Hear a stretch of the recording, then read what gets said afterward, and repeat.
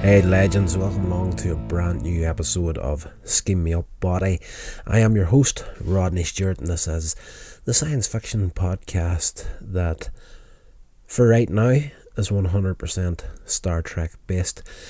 But at some point, we are going to branch off away from Star Trek into some other science fiction goodness. But for the meantime, that's going to be Star Trek heavy. We're going to get into it right now with an episode from season 1. This is called What Are Little Girls Made Of? So guys, welcome back to the show. It's kind of hard to really believe that this series originally aired October 20th. Well, this episode aired October 20th, 1966. I don't know, it's just... This show has been around forever, but it feels as fresh now as it did back then. In all fairness, some of the sets and costumes and whatnot do seem a little bit dated, but it is what it is. It's Star Trek. It's Star Trek goodness. Science fiction at some of its best. This episode here, under the USS Enterprise, under the command of Captain Kirk, they travel to an icy planet, exo-free, in search of an exobiologist, Dr. Richard Corby, played by Michael Strong in this episode. Corby was a fiancé to Dr. McCoy's temporary assistant nurse, Christine Chappell, who signed on to the Enterprise to search for Corby. That's her whole reason for being on the ship in the first place. She's after this guy. He's gone missing. He's been missing for at least 5 years at this point. They get to the planet. There's been 2 other missions to the planet that didn't find him, but Enterprise is on its search for him, and they're putting out their signal, trying to signal the planet. They're trying every combination they can think of, trying to get a signal back from the planet, and they finally get one from Corby himself, which is a shock to everybody on board, really. At Corby's request, Kirk and Chappell beam down alone to a cavern entrance. He says to Kirk he's made some discoveries that really need to be seen to be believed, and he's going to need an important decision from the captain. So he wants the captain on his own, but when he finds out the nurse Chappell's there, he remembers her, lets her beam down along with them. But when they get there, Corby is not there to meet them at the beam down site, and finding this suspicious, Kirk calls Enterprise and gets them to send down 2 security guards. One is instructed to stay at the entrance of the cavern system. The planet is that cold, the inhabitants began to move underground on the planet, and this is where Corby has been surviving. And yes, it's just really weird in Kirk's mind that he wasn't there to meet them, so he leaves one security guard at the entrance to keep a lookout, and the other one accompanies Kirk and Dr. Chappell into the caverns. The three begin to descend down into the system of caves. When passing over a deep chasm, the security officer disappears. Shortly after, they meet Corby's aide, Dr. Brown, and they run to the cavern edge after hearing the scream of this guy. And Brown tells Kirk, "Is like, this, as far as we know, this pit is completely bottomless." And it's just, there's something about that idea that kind of sticks with you after having watched the episode. You're thinking to yourself, gosh, like this guy Brown assures Captain Kirk that the security officer is dead. There's no hope for him. But as the viewer, well, I know myself, sitting watching the episode, I'm sitting there thinking, is this guy actually dead, or is he still in free fall in this pit? Then you start going to weird places in your mind, like how long could he actually survive in free fall in a bottomless pit? Will he live long enough will the heart give out, or will he keep going till he starves to death? All this sorts of ideas start roaming about inside your head. It's one of those things that I was saying in my other podcast, Hellmouth Hotline. We're going over a whole load of stuff there, from Buffy the Vampire Slayer to Freddy Krueger, Hammer horror movies, you name it, we're doing all of it. And on that show, I've said fairly recently on it that, sometimes the scarier elements of a movie or TV show is the elements that you don't actually get to see. It's the idea of something can be more terrifying than what could ever be put on the screen. And in this episode of Star Trek, I kind of felt the same way, with this guy falling off that ledge into a bottomless pit, according to this guy Brown. It's a scary idea. This guy Brown, Chapel recognises him, but is surprised the man does not remember her. Brown assures them the security officer fell and is dead, and the three continue on. Kirk contacts the remaining security officer and tells him to contact the Enterprise for reinforcements. He gives him a timeline for, if you don't hear from me, send the security group down.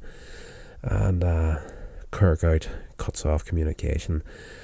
But a strange, giant lurch-like creature, and if you're watching the episode, you'll understand what I'm saying. It's Ted Cassidy, played Lurch in the Addams Family. If memory serves right, he's just one of these guys that once you see him, he's forever imprinted in your memory. He has that unique look about him, to say the very least. He jumps out in the security guy before he can contact Enterprise, and does him in. Meanwhile, Kirk, Chapel and Brown find Corby, who tells them that the caves were left by an extinct race of people that lived there before they got to the planet. Corby shows Kirk and Chapel machinery which creates androids with the help of Rook, played by Ted Cassidy, the big guy that's just killed the security officer. He's a still functioning android from the time of the original inhabitants.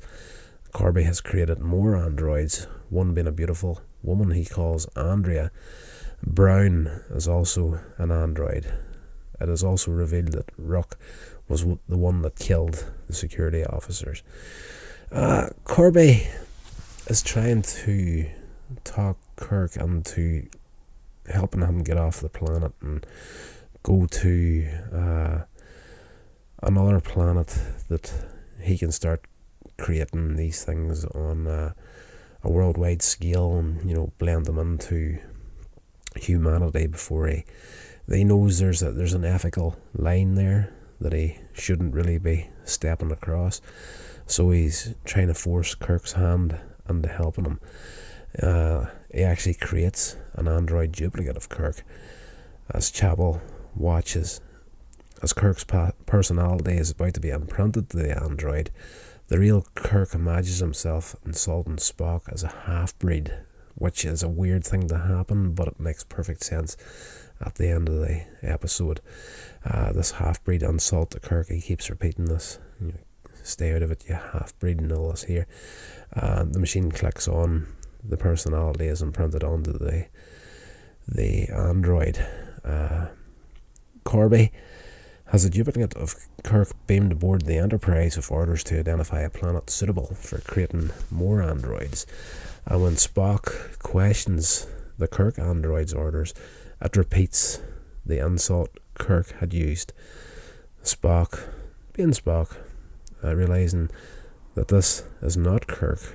Kirk wouldn't insult him like that. And this is the coded message, essentially, that Kirk sends for help. Spock calls the transporter room and gets the security officers there with instructions to wait till the captain beams off the ship, then we'll beam down after him to XO3.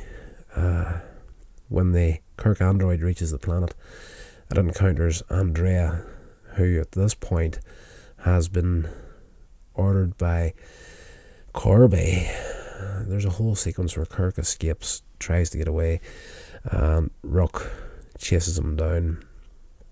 But Kirk managed to, in the original reveal of what everything was going on, Corby is in love with Nurse Chapel, and he instructs Rook to not harm her, and Kirk chimes in with an extra order and to always obey orders from her. So Kirk is pretty much, it's a bad situation he's trapped in, but he's always trying to be a couple of steps ahead. So along with that insult that he imprinted into the Android version of himself, he also has this security measure with Rook as well.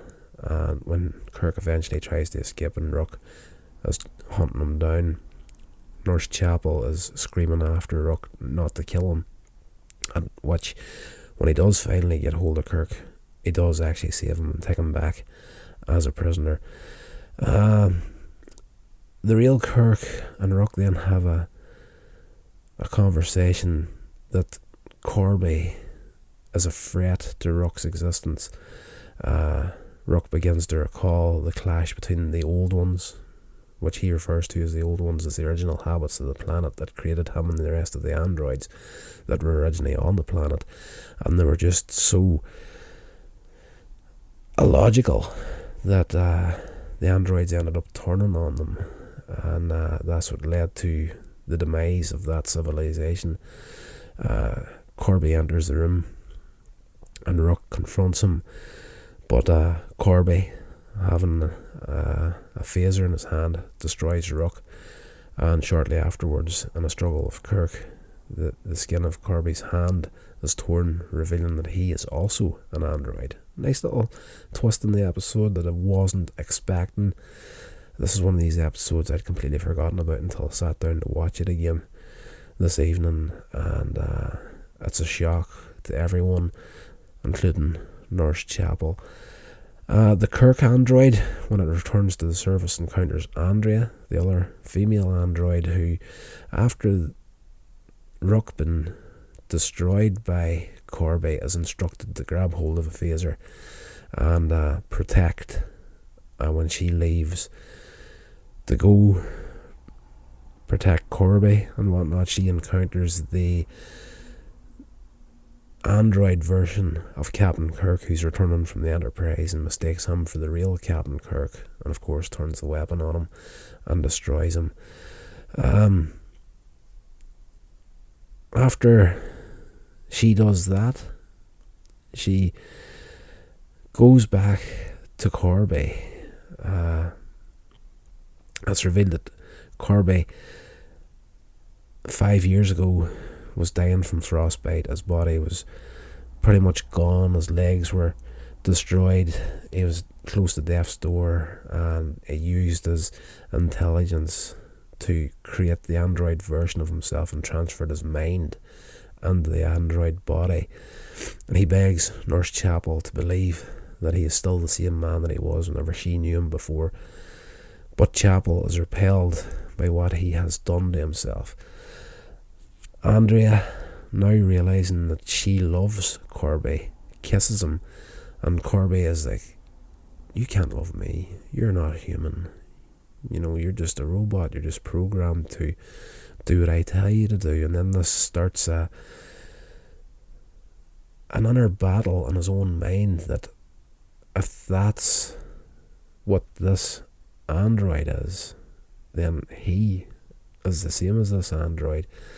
And as the android Andrea takes hold of him to kiss him, she's telling him that she loves him and whatnot, and it's almost as if she is malfunctioning in some way. She's showing real genuine emotion and heartbreak towards Corby in this moment. Corby was disarmed by Kirk before she entered the room, but Andrea is still holding the weapon that she killed the android Kirk with, and as she grabs hold of Corby and starts hugging into him, Corby fires Andrea's weapon between the two of them and vaporizes them both. At the end of the episode, Spock arrives with the security force but finds the crisis has passed, and when he inquires about Dr. Kirby's whereabouts, Kirk simply replies, Dr. Kirby was never here. So at the close out of the episode, we've got Nurse Chapel on the bridge of the Enterprise, and she's decided that she's going to stay on with the Enterprise and finish out her tour of duty with them. Spock is looking a little bit hurt for a change, for a character that's well known for being emotionless and, keeping his emotions trapped. It definitely looks like he's annoyed about something, and he tells Kirk about his dismay of Kirk using the term half-breed to warn that something was wrong. And he says it's not a very elegant thing to say. And the captain says, I'll remember that should I ever find myself in a similar situation. And the Enterprise leaves the planet and the episode closes out. This was absolutely great. There's some flipping fantastic storytelling in this here. It was so well done, and I really glossed over a lot of it. James Goldstone directed this. It was written by Robert Bloch. Cinematography Jerry Feinerman. Michael Strong was Roger Kirby. He was fantastic in this episode. Sherry Jackson playing the android Andrea, she was good, very good in that part. Yes, there wasn't so much of the main cast in this one. I can't recall seeing O'Hara on the bridge in this one. No, sorry, she was on there, but there was no appearance from McCoy or Scotty. It was just those three from the main cast in this one. Fantastic. I'm absolutely loving this series. It's always a joy to go back and check this out. Awesome. So good. Before I go, I just want to apologise to you guys that have been tuning in to check out Sceam Me Up Botty. It has been far too long since I got an episode out in this. It's just been a lot of stuff going on. I hate to offer excuses for not getting something done. If something's important, you'll find a way to do it, and I dropped the ball in a big bad way with Sceam Me Up Botty. But we're back now. We're going to get into it as often as possible, and I will talk to you in the next episode. Stay safe, and I'll talk to you then. This has been a production of Coins Age Media.